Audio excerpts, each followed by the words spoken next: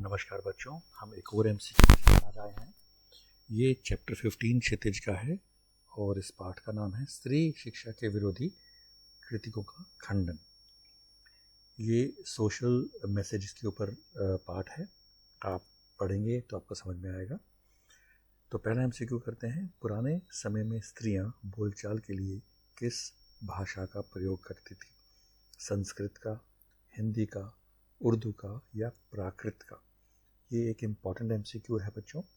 तो पुराने समय में स्त्रियां बोलचाल के लिए प्राकृत भाषा का प्रयोग करती थी। अगले एमसीक्यू पे चलते हैं।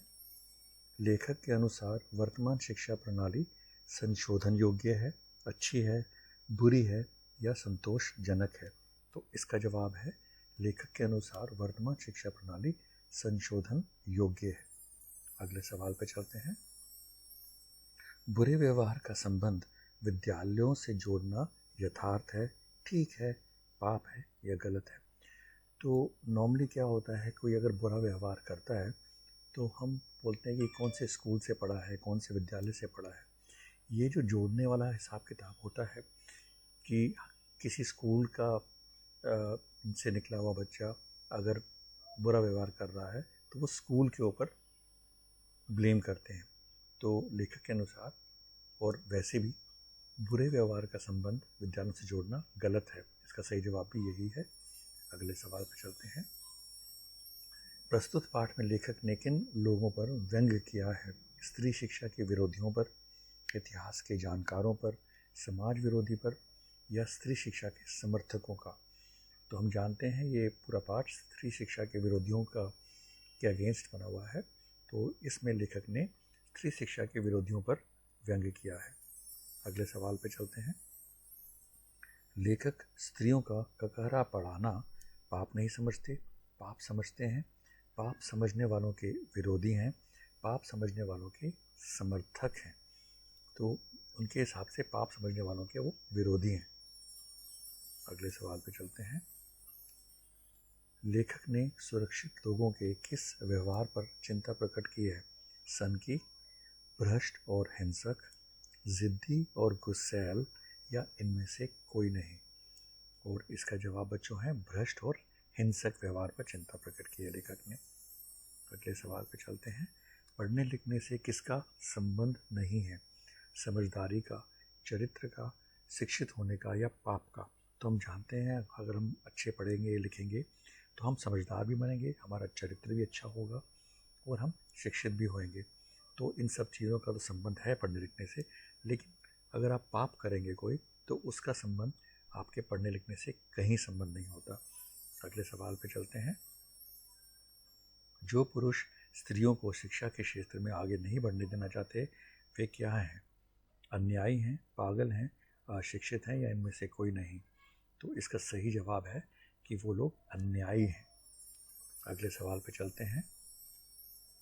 लेखक स्त्री शिक्षा का कट्टर समर्थक है, विरोधी है, पक्षधर है या विचारक है?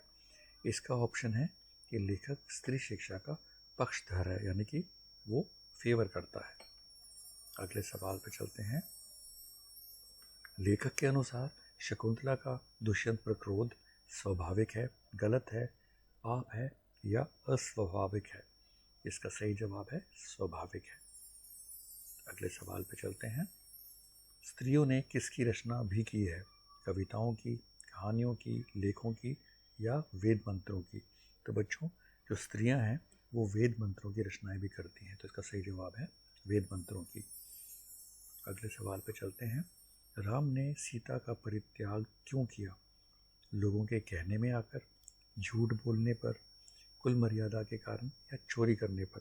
तो हम जानते हैं राम ने सीता का परित्याग कर दिया था क्योंकि लोग सीता के अगेंस्ट उनको भड़काते थे, उनके बारे में बोलते थे। तो राम ने सीता का परित्याग लोगों के कहने में आकर किया। अगले सवाल पर चलते हैं। सीता ने अपनी पवित्रता किस प्रकार सिद्ध की?